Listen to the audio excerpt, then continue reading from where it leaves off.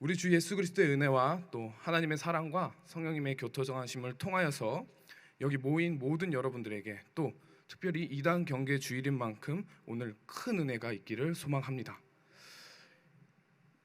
벌써 2022년이 끝이 나고 2023년이 시작된 지도 한 달이 지났습니다. 한 달이 지나 2월을 시작하는 지금 우리는 아주 중요한 시점에 있습니다. 바로 새해에 들어 내가 계획했던 계획들이 잘 이루어지고 있는지, 또 새해에 세웠던 계획들을 내가 잘 이행하고 있는지 한번 점검해 볼 수 있는 시점에 있기 때문이죠. 어쩌면 지금 우리는 더할 나위 없이 중요한 시기를 보내고 있습니다. 나의 계획 한번 되돌아보고 점검할 수 있는 중요한 지점. 저는 오늘 설교 말씀을 준비하면서 올해 저의 계획을 한번 생각해 보고 돌아보았습니다. 그리고 한 달이 지난 지금 얼마나 성취되었는지 한번 생각해 보았습니다. 그런데 저는 깨달았습니다. 와, 이거 과연 내가 올해 안에 이룰 수 있을까? 또 내가 얼마나 이행하고 있는지도 모르겠다. 그래서 저는 개인의 위로를 갖고자 하루하루라도 열심히 살고 있지는 않은가 한번 돌아보았습니다. 그랬더니 더욱 우울해졌습니다. 처음 사명을 가슴에 품고 하나님의 말씀을 전 세계에 전하겠노라는 그러한 큰 마음을 가지고 지금의 사명을 가지고 나왔는데, 지금 현재 하루하루를 돌아보니 그저 하루하루를 간신히 살아내고 있는 제 모습을 바라보면서 더욱더 우울해졌습니다. 그러고 나니 며칠간 잠이 잘 안 오고 머리도 복잡해졌습니다. 저를 계속해서 괴롭게 만드는 한 가지 질문, 왜 계획을 세우고 실천하는데 생각처럼 되지 않을까?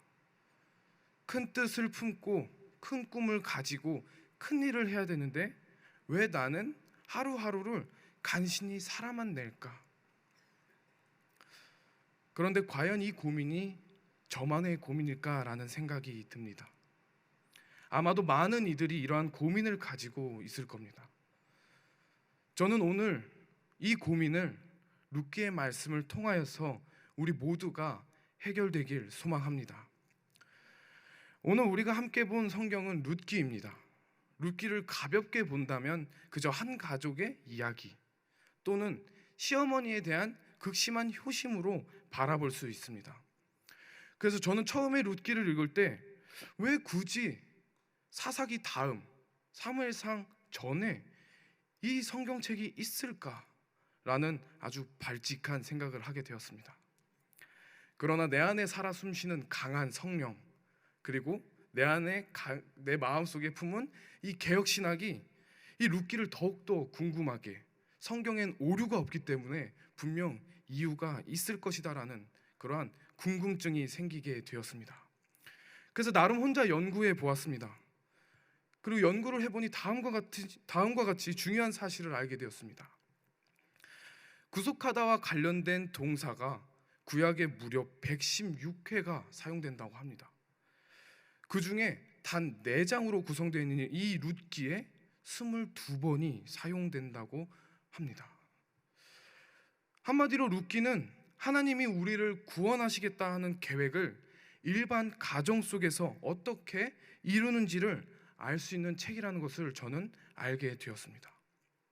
따라서 룻기야말로 인간을 구원하시는 하나님 구속사의 중심에 아주 아름다운 드라마임을 깊이 깨닫게 되었습니다. 그리고 우리는 그 구속사 드라마 마지막 부분인 다윗 왕의 계보를 보았습니다. 이 계보는 우리 구속 역사의 정말 중요한 족보입니다.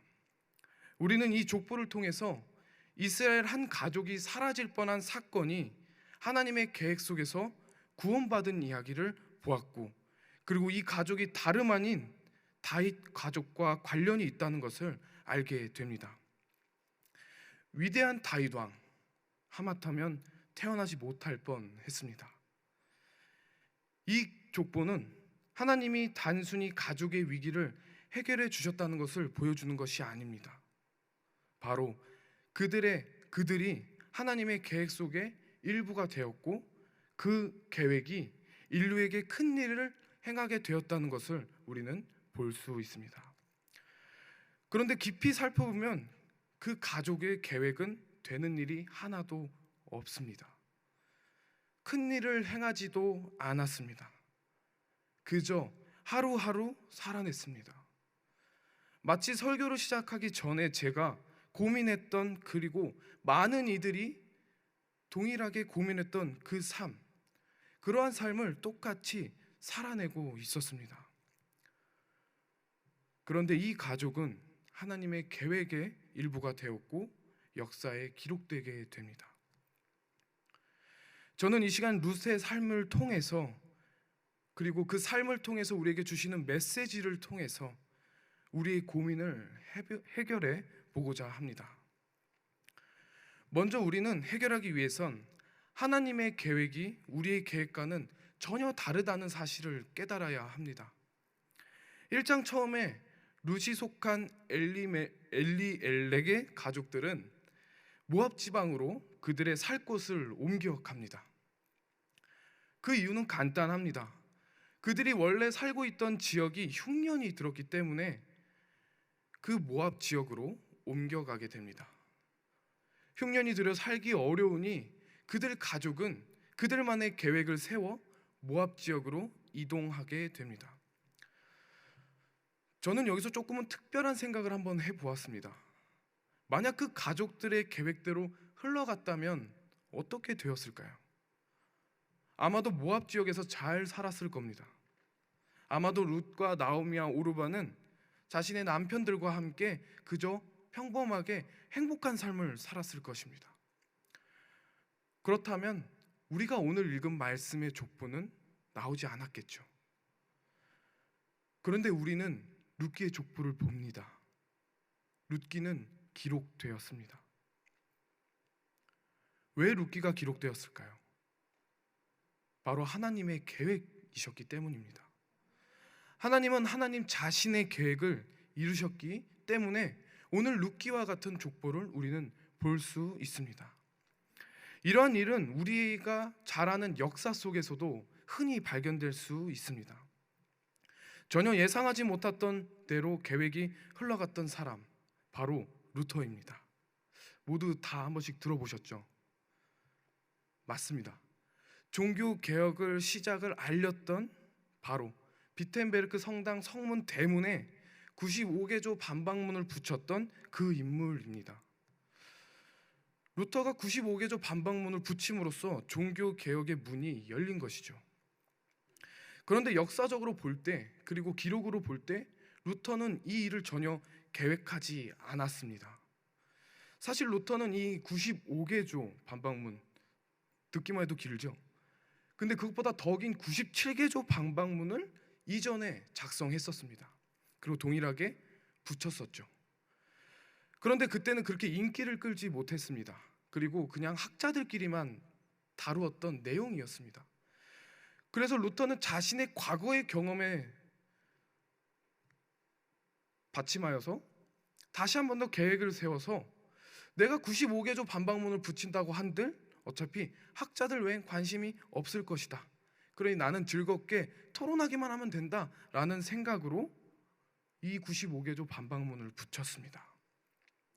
자신이 무슨 행동을 하고 있는지, 누구를 공격하는지 의식하지 못한 채 그저 자신의 계획대로 이 반박문을 붙였습니다.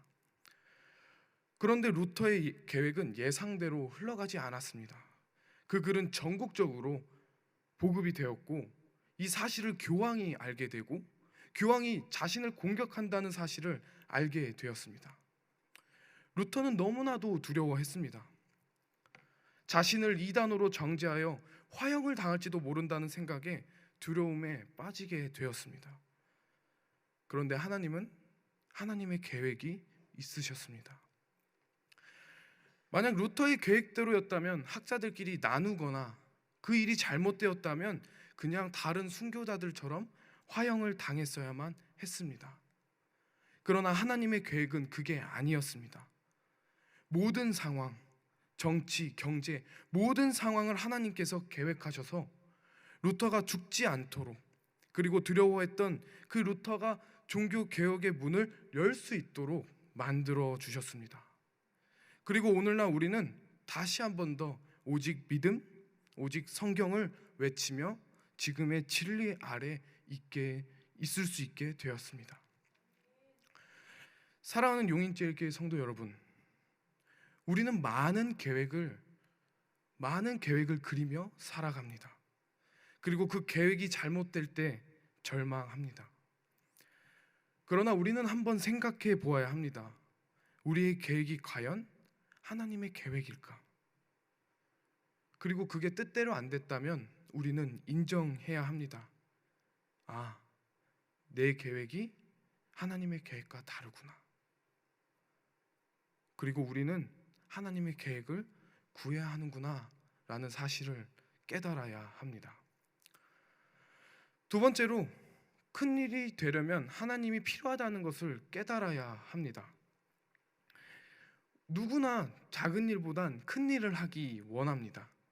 큰 일을 하면 더 큰 성취감도 얻고요, 또 남들보다 뛰어나다는 것도 증명을 할 수 있고, 인정받고 명예도 얻고, 그리고 가장 중요한 것은 큰 일을 먼저 하면 작은 일 정도는 저절로 해결이 되니 우리는 작은 일보단 큰 일을 하기 원해 합니다. 그러나 오늘 말씀 속 룻을 보면 우리는 알 수 있습니다. 큰 일이 되려면 하나님이 필요하다는 사실입니다.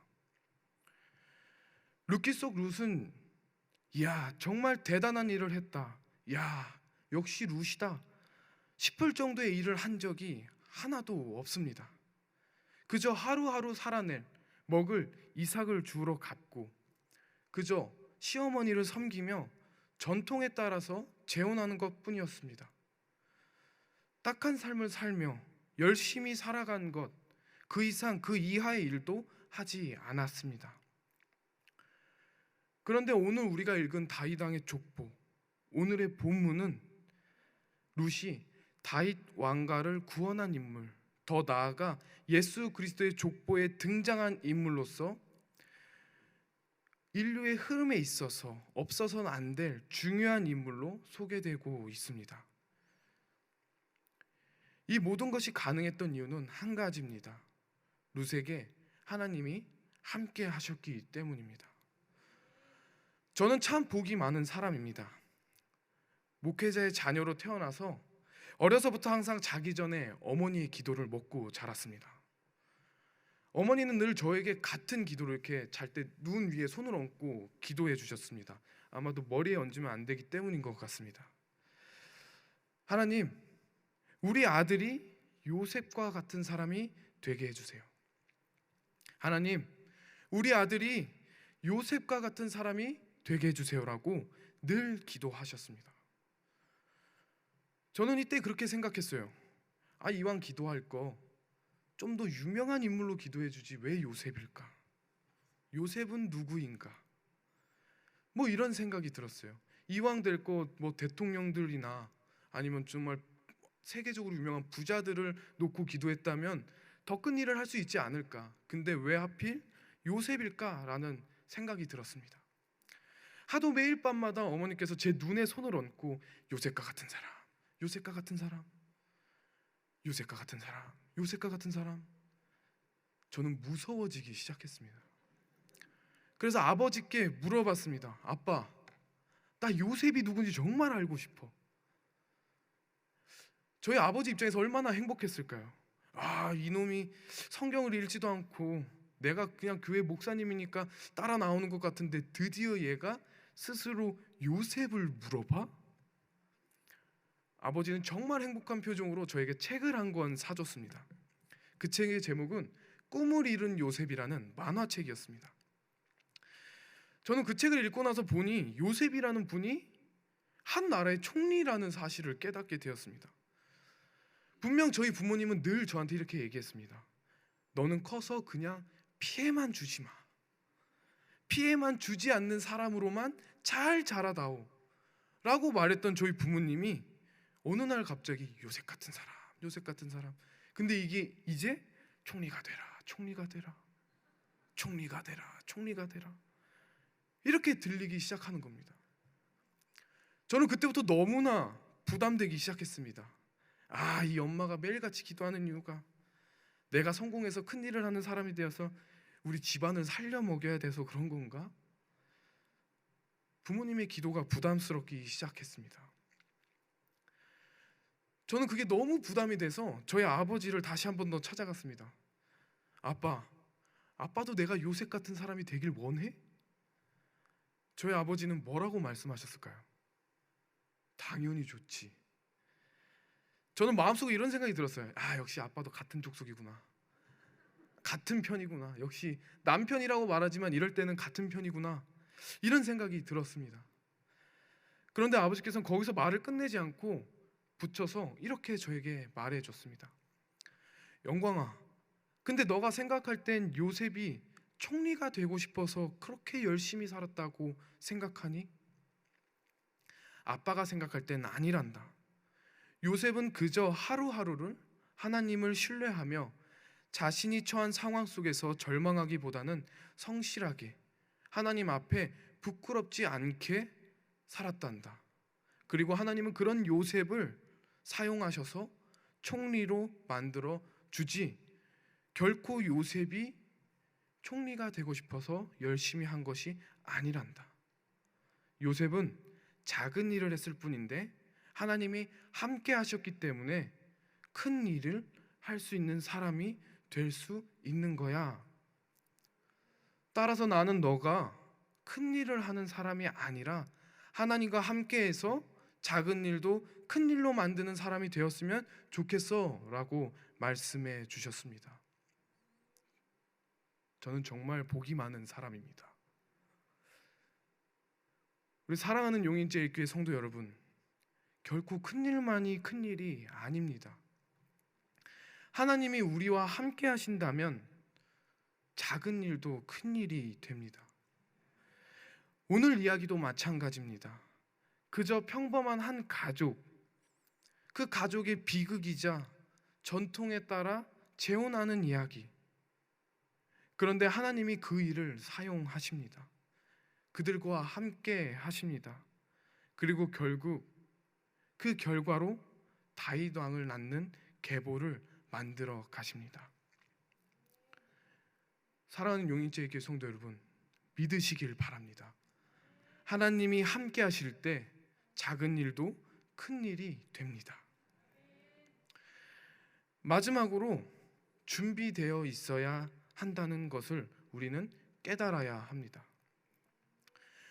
요즘 주변에서 결혼한다는 소식이 너무 많이 들려오고 있습니다. 어제도 아는 형이 결혼을 해서 저한테 너무 많은 자랑을 하고, 또 저랑 가까이 있는 또 제가 좋아하는 우리 김수열 목사님이 결혼을 하고 다운이를 낳아서 자꾸 다운이 이야기를 합니다. 그래서 다운이 이야기할 때마다 김수열 목사님의 표정이 너무 행복해 보이니까 저는 너무나 부럽습니다. 이런 모습을 저는 너무나도 자주 보다 보니 제가 요즘 결혼에 대해 생각이 많아진 것 같습니다. 결혼에 대한 생각을 많이 가진 채로 오늘 설교를 준비하다 보니 저는 문득 이런 생각이 들었습니다. 보아스는 왜 룻이랑 결혼했을까? 보아스는 왜 굳이 그 많은 사람들 중에서 룻이랑 결혼했을까? 룻이 말을 정말 잘했나? 아니면 룻이 정말 많이 예쁜가? 저는 이런 여러 가지 생각이 들었습니다. 물론 우리가 잘 아는 대로 룻이 기업 물을 자를 이야기하면서 결혼해야 된다라고 하는 걸 보니 전통적인 이유에서 결혼한 것이라고 생각하게 되었습니다. 그런데 생각해보면 전통이라기보다는 보아스는 서열 두 번째였습니다. 만약 보아스가 정말 이 결혼 너무 하기 싫어, 나는 룻이 정말 마음에 안 들어 라고 생각했다면 그냥 자신의 앞선 사람에게 넘겼으면 됩니다. 만약에 그렇게 넘겼다면 오늘의 이야기는 달라지지 않았을까라고 또 저는 생각해 보았습니다. 그렇다면 과연 룻은 어떤 인물이었기에 왜 보아스는 룻을 선택하여 결혼하게 되었는지 한번 생각해 보았습니다. 그리고 성경 말씀을 보니 3장 11절에서 현숙한 여인이라고 룻을 말합니다. 현숙한 여인, 현숙이도 아니고 현숙한 여인. 뭐지? 라는 생각에 제가 할 수 있는 건 사전을 찾는 것밖에 없습니다. 사전을 찾아보니까 현숙한 여인을 이렇게 말합니다. 현숙한 여인은 몸과 마음이 강건하고 부지런하며 도덕, 사회적으로 흐트러짐이 없는 여인임을 강조할 때 사용한다. 즉, 룻은 이스라엘 모든 백성들이 봐도 흐트러짐이 없는 도덕적인 준비된 여성이었습니다. 거기에 더불어 발견한 한 가지 중요한 사실이 있습니다. 신명기 율법에 따르는 결혼, 룻과 보아스가 행한 결혼, 우리가 잘 알고 있는 대로 계대 결혼법인 이 율법은 율법에서 정약일 형제가 동거할 때 유효하다라고 나와 있습니다. 한마디로 모세 율법을 따라도 굳이 보아스는 결혼하지 않아도 된다는 겁니다. 강제가 아닙니다. 따라서 우리는 순전히 룻을 선택한 것은 보아스의 은혜이자 룻의 현숙한 여인, 준비된 여성이었기 때문이라는 것을 우리는 알 수 있습니다. 그래서 저는 여기서 한 번 더 생각해 보았습니다. 내가 보아스라면 룻과 결혼했을까? 강제였다면 억울하게 갔겠지만 강제가 아닌 상황이라니까 나였으면 결혼을 했을까? 물론 앞서 말한 대로 성경이 증언하는 대로 현숙한 여인이었다면 저는 두말 않고 결혼했을 겁니다. 그런데 만약 현숙한 여인이 아니었다면, 준비되어 있지 않은 여인이었다면 은혜를 베풀었을까라는 생각이 들었습니다. 제가 서울에서 자취하던 시절에 제일 좋아하던 일이 한 가지 있었습니다. 바로 사당역 파스텔시티 지하 2층에 영풍문고에서 책을 읽는 것이었습니다. 저는 어느 날과 다르지 않게 그 파스텔시티 지하 2층 영풍문고에 가서 책을 읽고 있었습니다. 그런데 대학생으로 보이는 한 여자 2명이 저에게 와서 혹시 한 가지만 여쭤봐도 되냐고 물어보는 것이었습니다. 그래서 저는 가능하다 말했습니다. 그러면서 가능하다고 말했더니 이제 본인들이 누군지 모르니까 이렇게 학생증을 보여주면서 자기네들이 독서 모임을 만들려고 하는데 혹시 책을 좀 추천해 줄 수 있느냐라고 말했습니다. 그래서 저는 그의 몇 가지 정말 핫했던 이렇게 베스트셀러들을 추천해주고 그 독서 모임에 맞는 책들을 한 4권 정도 이렇게 추천했습니다. 그렇게 그날은 저도 책 읽고 그들은 제가 추천해준 책을 사가지고 이렇게 헤어졌습니다. 그리고 얼마 지나지 않아 저는 다시 제가 제일 좋아하는 그곳 영풍문고에 가서 책을 읽으려고 갔는데 그때 봤던 한 친구 중에 한 사람이 있었습니다. 그 친구는 저를 알아보고 그때 추천해줬던 책 너무 좋았다고, 너무 잘 읽었다고, 우리 스터디하는 사람들이 누가 추천해주냐 너무 궁금해할 정도로 너무 잘 읽었다고 이렇게 칭찬을 해주는 겁니다. 저는 기분이 너무 좋았습니다. 너무 좋으니까 그분이 하는 부탁을 거절할 수가 없었습니다. 그 친구는 저에게 다시 한 권 정도 더 책을 추천해주고 혹시 가능하다면 같이 스터디 해볼 생각이 있냐고 저에게 물어봤습니다. 저는 기분이 너무 좋은 나머지 당연하죠. 그리고 번호를 교환했고 저희는 모임을 가지게 되었습니다. 그런데 그 스터디가 점점 이상하게 흘러가는 겁니다. 처음에는 마이크 샌델의 공정하다는 착각을 가지고 아주 준엄한 분위기 속에서 이 스터디를 진행했는데 이게 점점 감정적으로 흘러가더니 갑자기 이야기가 성경으로 가는 겁니다. 근데 저는 성경 너무 좋아하니까 그냥 조용히 있었습니다. 근데 모두가 이제 서로의 그 큐티 내용, 간증 내용들을 막 이야기하면서 너 정말 열심히 살았다. 너 정말 힘들겠다. 하나님이 너에게 역사하실 거야. 막 이런 이야기를 하는 겁니다. 근데 제가 유심히 듣다 보니까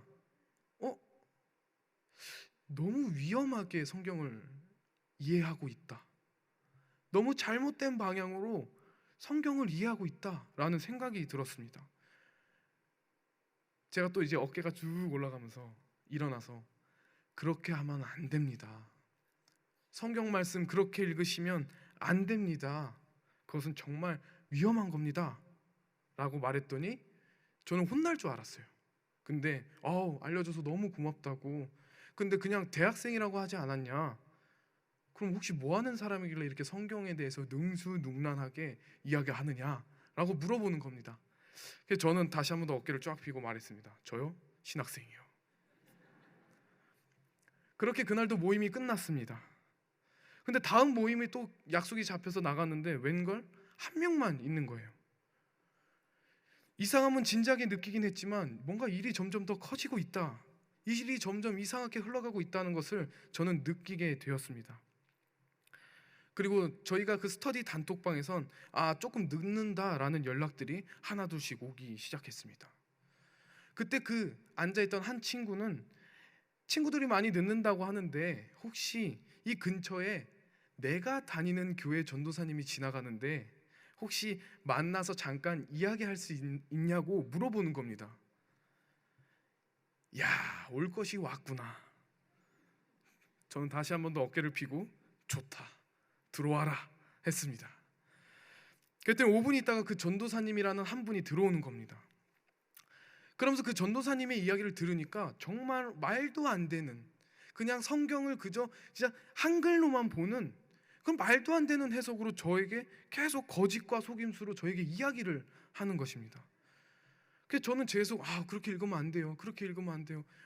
거기서 말하는 게 그 말이 아니잖아요. 이러면서 이야기를 하다 보니까 시간이 훌쩍 지난 것 같은 거예요. 그 시계를 보니까 한 3시간이 지났습니다. 그러니까 갑자기 더 소름이 돋더라고요. 분명 늦는다고 말했던 스터디원들이 한 명도 오지 않았습니다. 야, 이거 더 큰일 났구나. 그래서 저는 이 자리에 더 이상 있을 수 없다는 생각을 하게 되었습니다. 그래서 그 전도사님을 향해서 이제 그만하시죠. 나는 당신이 이단이라는 것을 알고 있습니다. 그러니 그 입 다무십시오 라고 말했습니다. 그러자 더 열과 성을 내면서 저한테 격렬하게 반대, 토론을 계속해서 진행하는 겁니다. 저는 그래서 2명 다 구하지 못할 거 1명이라도 구해야겠다, 이런 생각으로 그 전도사 말고 저를 그 자리로 인도했던 그 한 사람, 그 한 친구의 눈을 바라보며 당당하게 말했습니다. 진짜 하나님은 너희가 말하는 그 정해진 숫자만 구원하는 분이 아니다. 하나님은 우리 모두를 구원하려고 미련한 전도의 방법으로 지금도 역사하고 계신다. 그러니 그 거짓과 속임수에 빠지지 말고 나와라 라고 말하고 저는 그 자리에서 나왔습니다. 그리고 집에 가서 그 친구에게 다시 한 번 더 문자를 보냈습니다. 거기서 나와라. 그런데 답장은 오지 않았습니다. 전화를 해도 받지 않았습니다. 그렇게 그 친구와는 연락을 하지 못하게 되었습니다. 제가 이 말을 하는 이유는 한 가지입니다. 준비되어 있어야 합니다. 언제 어떤 상황에서 하나님께서 우리를 요청하실지 모릅니다. 하나님의 계획 속으로 우리를 요청할지 모릅니다. 근데 준비되어 있지 않으면 그 요청에 응답할 수 없습니다. 저는 아직도 그때만 생각하면 마음이 너무 아픕니다. 내가 좀 더 준비만 되어 있었더라면, 내가 이단들에 대해서 좀만 더 많이 알고 있었더라면, 그래서 내가 그때 그 선포를 하고 나오는 것이 아니라 올바른 방법으로 그 아이를 거짓 선지자로부터 진리의 빛 아래로 인도할 수 있지 않았을까? 저는 이 생각을 하면서 지금도 그때만 생각하면 마음이 너무 아픕니다. 우리 사랑하는 용일제일교회 성도 여러분, 준비되어야 합니다. 만약 룻이 준비되어 있지 않은 여인이었다면 보아스는 굳이 그 룻에게 은혜를 베풀지, 결혼을 선택하지 않았을 수 있습니다. 그리고 이야기는 달라졌겠죠.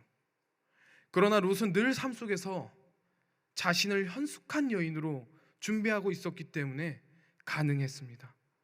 그리고 룻은, 우리도 룻처럼 준비되어 있어야 합니다. 그리고 하나님의 계획에 초대가 있을 때 우리는 즉각적으로 하나님의 응답에 요청해야 합니다. 이제 결론 짓겠습니다.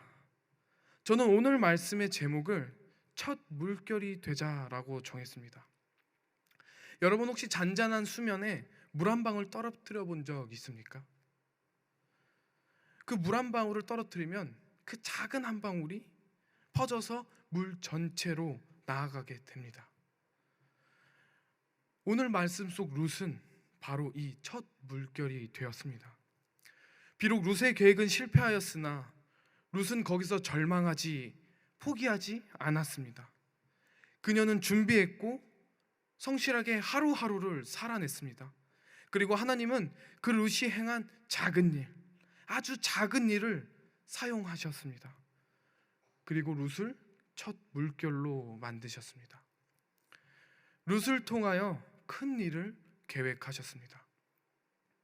그렇게 룻은 첫 물결이 되어 오벳을 낳고, 오벳은 이새를 낳고, 이새는 다윗을 낳고, 시간이 지나 우리 인류를 구원한 메시아인 예수 그리스도를 낳게 됩니다.